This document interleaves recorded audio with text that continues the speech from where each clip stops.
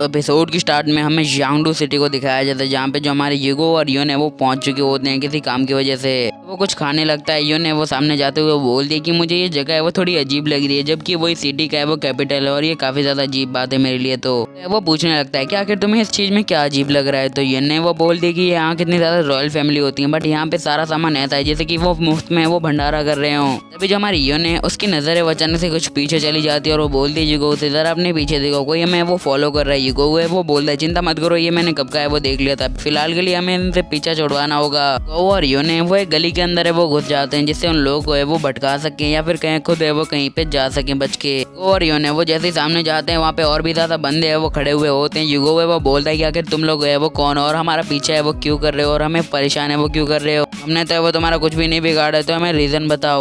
तभी पीछे से एक बंदा होता है वो बोलता है क्या तुम्हारा नाम ली युगो है। युगो ये बात सुन के बहुत ज्यादा घबरा जाता है और वो बहुत ज्यादा डर जाता है। वो बोलता है कि आखिर ये क्या हुआ अभी कभी। वो शौक हो जाता है और वो अचानक के वो थोड़ी आगे बढ़ जाता है और वो बोलता है कि आखिर तुम कौन हो और मुझे बताओ तुम लोग यहाँ पे क्या कर रहे हो और हमें परेशान है वो क्यों कर रहे हो यहाँ पे। वो जो बंदा होता है वो अचानक से कूदता है और वो बोलता है अगर तुम मुझे हरा सके तो मैं तुम्हारे हर सवाल का जवाब है वो एकदम क्लियरली दूंगा, तब तक तुम मुझसे फाइट है वो करो, मुझे नहीं लगता कि तुम्हें वो बचने वाले हो। जो हमारे युगो होता है वो अपनी आई ऑफ गॉड की पावर को यूज करता है उसकी की पावर को सेंस करने के लिए कहाँ पे उसकी की पावर स्टोर है और वो अपना अटैक है वो कौन से मूव से कर रहा है। तो वो बोलता है कि ये सिर्फ इल्यूजन पैदा करने की कोशिश है वो कर रहे हैं, इनकी सारी की ओरिजिनल पावर है उनके पैर में वो स्टोर है जिससे वो अपना एक ही टाइप में वो मुझे खत्म कर सकेंगे, इसलिए ये अपना है वो छलावा दिखा रहे हैं जिससे मैं डिस्ट्रैक्ट हो जाऊँ। फिर वो जो बंदा होता है वो जमीन पे अपना पैर है वो मार देता है बिकॉज युगो ने उसके अटैक को वो इजीली डॉज कर लिया होता है। वो उसका इम्पैक्ट कितना ज्यादा होता है कि वहाँ पे गड्ढा हो जाता है। वो भी अपना पलटवार कर देता है और बोलता है कि अब तो बताओ तुम लोग कौन हो। फिर वो बंदा है वो थोड़ा पीछे की तरफ वो खिसकने लगता है बिकॉज युगो ने अपना बहुत ज्यादा स्ट्रॉन्ग पंच है वो उसके ऊपर है वो बना के मारा होता है बिकॉज उसे पता है कि वो कमजोर नहीं है। फिर वो बंदा अपना मास्क हटाता है और हंसते हुए बोलता है कि मुझे बिल्कुल भी उम्मीद नहीं थी, बट जो मेरा दोस्त है उसका बेटा वो बहुत ज्यादा स्ट्रॉन्ग हो चुका है। बहुत ज्यादा खुशी हुई कि उसके मेरे दोस्त की तरह उसका बेटा भी बहुत ज्यादा पावरफुल है, जैसा मैंने सोचा था वो इससे ज्यादा ही बेटर है, मुझे नहीं लगा था कि ये मेरे अटैक को डॉज कर पाएगा। वो खुद कंफ्यूज हो जाता है, वो बोलता है कि आखिर ये किस बारे में बात कर रहे हैं। फिर उसको समझ में आता है जिसे ये ढूंढने आया था है वो वही होते हैं। वो बोलता है क्या ये सच में मेरे फादर के दोस्त मास्टर ऑफ वुल्फ हैं जिन्हें मैं यहाँ पे ढूंढने के लिए आया हूँ।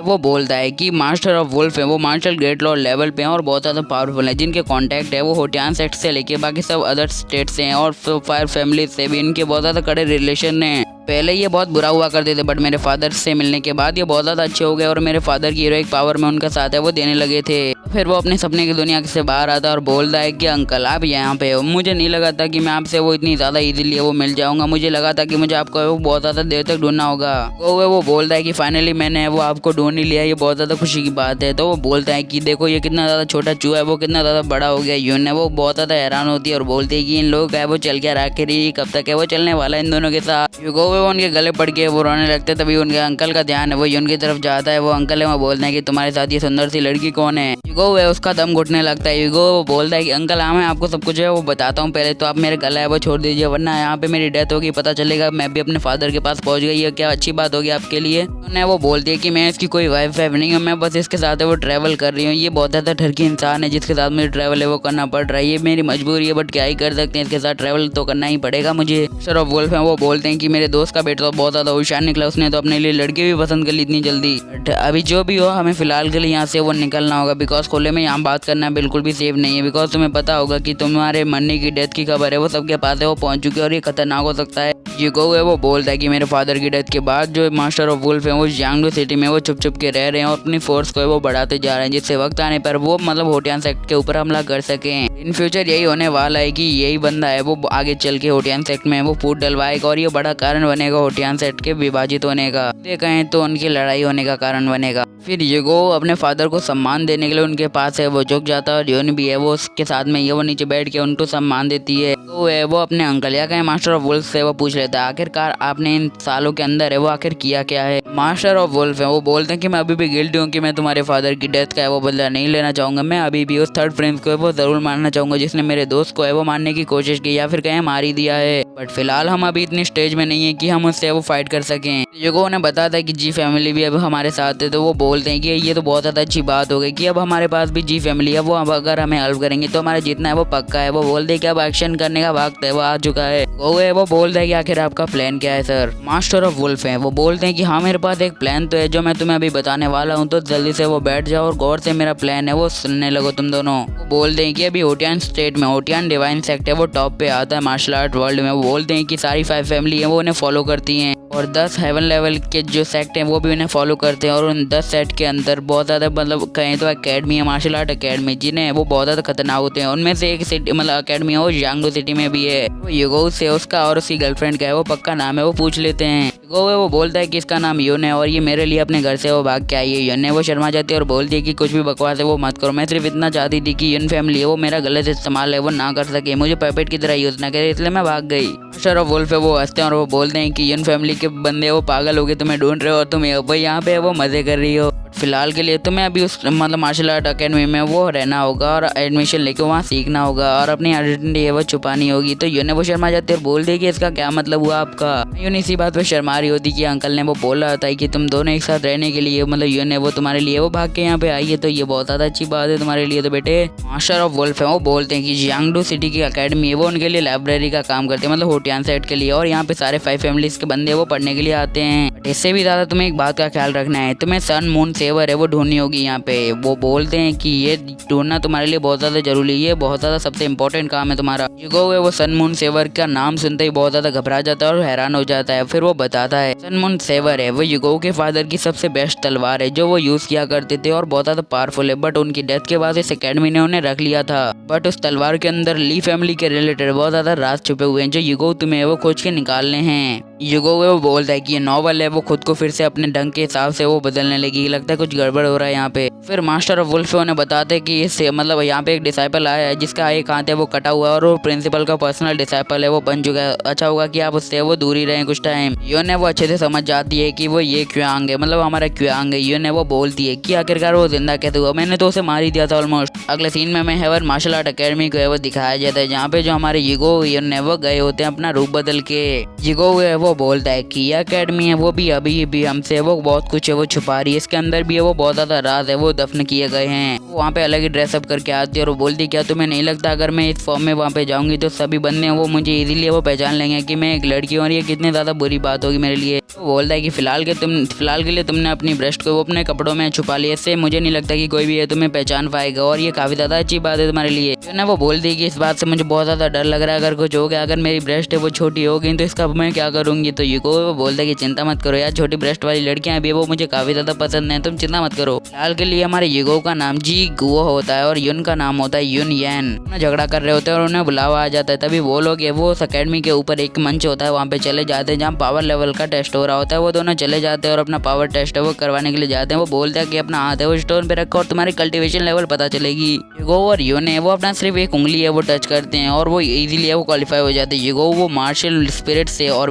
हमारी यून है वो मार्शल आर्ट से वो क्वालिफाई वो कर जाती है। बहुत ज्यादा इजी बात होती है बट सभी हैरान जो हो चुके होते हैं। बोलते हैं कि सिटी को 2 नए वो चैंपियन है वो मिल चुके हैं, ये कितनी ज्यादा अच्छी बात है। तो बोलते हैं कि इसमें क्या अच्छी बात है, लगता है ये इनर डिसाइपल बन जाएंगे वो जल्दी। तभी बोलते हैं कि पहले बाहर का टेस्ट तो पार कर लें। वो यून के कंधे पे हाथ रखते हुए वो बोलता है कि बहुत ज्यादा पहले हम मिले थे तो तुम वो मार्शल स्पिरिट के टॉप पे थी बट तुम देखो कितना ज्यादा प्रोग्रेस कर चुके हैं। यून वो बोलती तुम भी। वहाँ पे एक मास्टर आते हैं और बोलते हैं कि चलो तुम्हारा ये टेस्ट तो हो गया, तुम्हें अपने अगले टेस्ट के लिए वो आगे वो बढ़ना चाहिए, चलो। उन्हें वो स्पिरिट स्टोन देता है और वो बोलते हैं कि ये बात किसी को मत बताना बट अगले टास्क में तुम्हें मतलब सीढ़ियाँ चढ़नी है अपनी स्पिरिचुअल पावर की मदद से। सीढ़ियाँ मतलब आउटडोर डिसाइपल और मतलब 50 सीढ़ियाँ मतलब तुम्हारा पर्सनल रूम और इनर डिसाइपल। बोलता है कि वो है वो सीढ़ियाँ वो थोड़ी ट्रिक वाली हैं, अगर तुम उसे उनकी ट्रिक को वो समझ जाते हो तुम इसे इजीली वो पार कर सके, कितना मुश्किल नहीं होगा। बोलता है कि हम 50 सीढ़ियाँ वो चढ़ जाएंगे तो हमें वो अपना पर्सनल रूम मिलेगा, हम दोनों एक साथ है वो एक ही छत के नीचे रहेंगे। यून वो बोलती बकवास बंद करो अपनी। फिर जो हमारे युगो और यून वो तैयार हो जाते सीढ़ियाँ चढ़ने के लिए। सीढ़ियाँ बहुत ज्यादा लंबी होती हैं, अरे बंदे तो बहुत पहले से ही जानते थे कि टेस्ट ज्यादा मुश्किल है तो वो एकदम अच्छे से अपनी कसरत है वो कर रहे होते हैं ऊपर चढ़ने के लिए। भैया पावर वेस्ट करने का ये बहुत ज्यादा अच्छा आइडिया है तुम्हारे लिए। तो चीज मतलब सीढ़ियों के टॉप पे वो 2-3 बंदे वो खड़े होते हैं, उनमें से एक का नाम होता है मैडम शाओली और दूसरे का नाम होता है किंग ऑफ स्पिरिट। वो बोलते हैं कि मैडम शाओली आप मेरी बात है वो ध्यान से सुनिए, मुझे नहीं लगता कि ये कर पाएंगे ये बच्चे। उनके ये वाक्य खत्म कर दे वो रेस है वो स्टार्ट कर दी जाती है और सभी बंदे वो अपनी स्पिरिचुअल एनर्जी की मदद से वो सीढ़ियाँ वो चढ़ने लगते हैं बड़ी रफ्तार से। तभी जो हमारे यून ने युगो को बोल दिया कि आखिर तुम किस बार का इंतजार कर रहे हो, तो चलो जल्दी से हमें ऊपर चलना चाहिए। युगो बोलता है 1 मिनट रुको। युगो आई ऑफ गॉड की पावर को यूज करते हुए बोलता है कि मुझे पता था यहाँ की जो राइट साइड की सीढ़ियाँ हैं वो मतलब स्पिरिचुअल की को बहुत ज्यादा तेजी से वो खींचती हैं, बट हमें लेफ्ट साइड से वो जाना चाहिए, जिससे मतलब हमें थोड़ी आसानी हो सकती है ऊपर जाने के लिए। जो बंदे होते हैं वो तो 20 स्टेप में ही हार जाते हैं। वो बोलते हैं कि हमने तो अभी सिर्फ 20 स्टेप ही पूरे किए हैं और 30 स्टेप के लिए हमें आउटडोर डिसाइपल वो चुना जाएगा, बट हम तो यहीं पे हार चुके हैं। तो वो साइड में देख के बहुत ज्यादा हैरान हो जाते हैं, बोलते हैं आखिर ये क्या बवासीर है। युगो और यून है वो तो बड़े चिल मार के वो ऊपर की तरफ है वो जाने लगते हैं। मास्टर ऑफ स्पिरिट है वो बोलते हैं कि इसकी स्पिरिचुअल पावर इतनी ज्यादा नहीं है, बट इसने पता लगा लिया इजीली से कौन सी स्पिरिट मतलब कौन सी साइड है वो की को वो बहुत ज्यादा अब्सॉर्ब है वो नहीं करती है। इस साल का चैंपियन होगा तो वो बोलता है कि हर बार ऐसे क्यांग जैसे बंदे वो देखने के लिए नहीं मिलते हैं। तभी यून बोलती है कि आखिर ये चल क्या रहा है। मैम को वो पता होता है कि जो यून है वो मतलब वो यून फैमिली से रिलेट करती है और वो लड़की है। बंदे वो एकदम शॉक हो जाते हैं बिकॉज हमारे युगो और यून ने वो 90 सीटें मतलब 90 सीढ़ियाँ वो क्रॉस कर ली होती हैं, बस 10 बाकी होते हैं। बंदे वो बोलते हैं इन्होंने तो रिकॉर्ड तोड़ डाला बाई गॉड। यून ने वो बोल दी कि अब मुझसे वो नहीं होने वाला। युगो है वो बोलता है कि चिंता मत करो, तुम मेरा हाथ है वो पकड़ लो, फिर हम दोनों वो एक साथ ऊपर जाएंगे। यून ने वो बोल दी कि इस बात की चिंता है वो तुम मत करो, तुम्हें वो अकेले ही ऊपर चले जाओ, बाकी का मैं संभाल लूंगी। युगो बोलता है यहाँ तक हम साथ आए हैं तो यहाँ से आगे भी हमें साथ में ही जाना है, तो तुम्हें वो मेरा हाथ पकड़ो यहाँ पे चलो। फिर वो दोनों एक दूसरे का हाथ पकड़ लेते हैं। यून वो बहुत ज्यादा खुश हो जाती है युगो की इतनी सारी बातें सुन के, फिर वो उसका हाथ पकड़ लेती है और युगो और यून बड़ी रफ्तार से वो ऊपर की तरफ है वो जाने लगते हैं। बट इसी के साथ है वो कमजोरी आने लगती है उनमें, के मुंह से खून निकलने लगता है और वो अपनी पास्ट लाइफ को याद करते हुए बोलता है कि पहले मैं सिर्फ एक रेंट के कमरे में रहता था और सिर्फ अपनी नॉवल का ही लिखता रहता था। तो वो बोलता है कि मतलब यहाँ पे आने के बाद मैं एक सेवियर का जैसा फील करता हूँ और अपनी बहुत सारी ट्रिक है वो जानता हूँ। युगो बोलता है कि अब इतने आगे आने के बाद तो मैं हार नहीं मान सकता, मुझे आगे वो जाना ही होगा इजीली। तो युगो है वो बड़ी मेहनत मशक्कत करके 98 लेवल तक मतलब 98 सीढ़ी तक पहुंचा है। उसके बाद वो फाइनली अपनी 100 सीढ़ियाँ वो पूरी करने लगते हैं। सीढ़ियों के ऊपर आते युगो को उल्टी हो जाती है खून की। युगो बोलता है कि अब मैं टॉप लेवल मार्शल स्पिरिट पे आ चुका हूँ, ये बहुत ज़्यादा अच्छी बात है बिकॉज मुझे नहीं लगा था इससे ऐसा हो जाएगा। सारे बंदे वो बातें करने लगते हैं। इसने तो मतलब 100 फ्लोर को है वो कंप्लीट कर लिया, मतलब 100 सीढ़ियाँ चढ़ ली हैं, जबकि बाकी बंदों ने 30 ही बढ़ी है, वो 100 गुना ज़्यादा आगे वो बढ़ चुका है। सभी बंदे वो बोल रही हैं तो जीने थे सभी। यून वो बोलती है क्या तुम ठीक हो? युगो बोलता है अच्छा मैं ठीक हूँ, बट तुम्हारा क्या हाल है? युगो है वो बोलता है कि चलो हमें कुछ तो करना होगा। तभी पीछे से कोई बंदा आता है, बोलता है कि बॉय मतलब वो लड़के, मुझे मैंने सुनने में आया तुम्हारे पास भी कोई पपेट है यूज करने के लिए। वो बंदा आता है और बोलता है कि तुम एक पपेटियर हो। युगो है वो उससे पहचान जाता है किंग ऑफ स्पिरिट और उनके सामने वो जाके सीधा ही वो झुक जाता है। वो बोलता है कि नहीं मैं इतना भी एक्सपीरियंस वाला नहीं, मैं सिर्फ अभी इनमेच्योर हूँ, मैं चाहता हूँ कि मैं सिर्फ इसे एज ए फन है वो बना लेता हूँ, अपने मजे के लिए वही सब है वो मैं कर देता हूँ। मास्टर ऑफ स्पिरिट को गुस्सा आ जाता है, वो बोलते हैं कि तुम्हारी हिम्मत कैसे ये बोलने की, ये सिर्फ एक मजे की बात है, पपेट बनाना कोई मजे की बात नहीं है, तो अपनी जबान को अपने लगाम में रखो वरना क्या कर दूंगा पता नहीं। इसी के साथ बाय गुड बाय 7 अगले एपिसोड में मिलेंगे जल्दी।